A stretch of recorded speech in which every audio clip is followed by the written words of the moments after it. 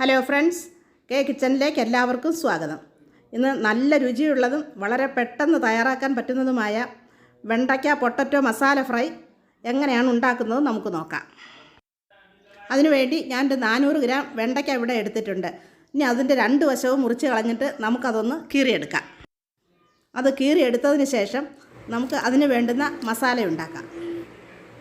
നമുക്കതിന് വലിയ 2 ടൊമാറ്റോ ചെറുതായിട്ട് അരിഞ്ഞ് അതിന് ശേഷം 1 ടീസ്പൂൺ മല്ലിപ്പൊടി, 1/2 ടീസ്പൂൺ മഞ്ഞൾപ്പൊടി, 1/2 ടീസ്പൂൺ മുളക് പൊടി, 1/2 ടീസ്പൂൺ പഞ്ചസാര, 1/2 ടീസ്പൂൺ ഉപ്പ്, 1 ടീസ്പൂൺ വെളുത്തുള്ളി ചട്നി, ഇതെല്ലാം കൂടി നമുക്ക് അതിലേക്ക് ഇട്ട് കൊടുക്കാം.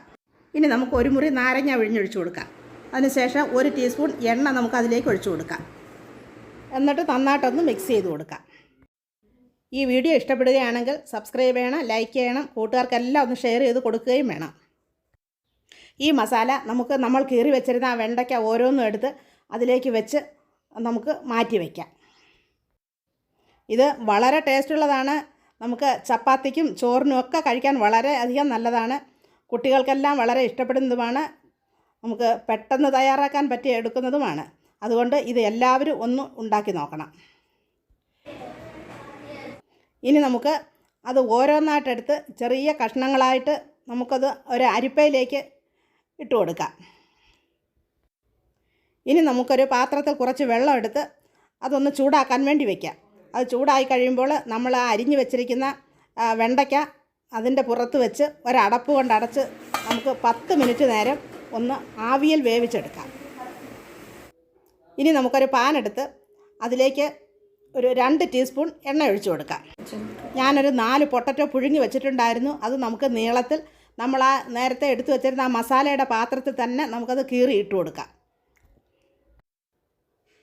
ഇനി നമ്മൾ ആ എണ്ണ ചൂടായിട്ടുണ്ട്. ആ ചൂടായ എണ്ണയിലേക്ക് നമ്മൾ ആ ആവിയിൽ പുഴുങ്ങി വെച്ചിരുന്ന വെണ്ടയ്ക്ക ഇട്ട് കൊടുക്കാം.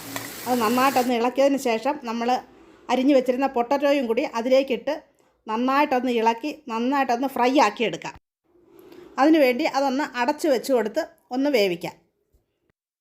എന്നിട്ട് 5 മിനിറ്റ് കഴിഞ്ഞ് തുറന്നതിന് ശേഷം നന്നായിട്ടൊന്ന് അത് ഒന്ന് ഇളക്കി നല്ല ആ പൊട്ടറ്റോയൊക്കെ നല്ല ബ്രൗൺ കളറാകുന്നത് വരെ അത് നന്നായിട്ടൊന്ന് ഇളക്കി ഫ്രൈ ആക്കി എടുക്കണം. സ്വല്പം ഗരം മസാല ഇടണം.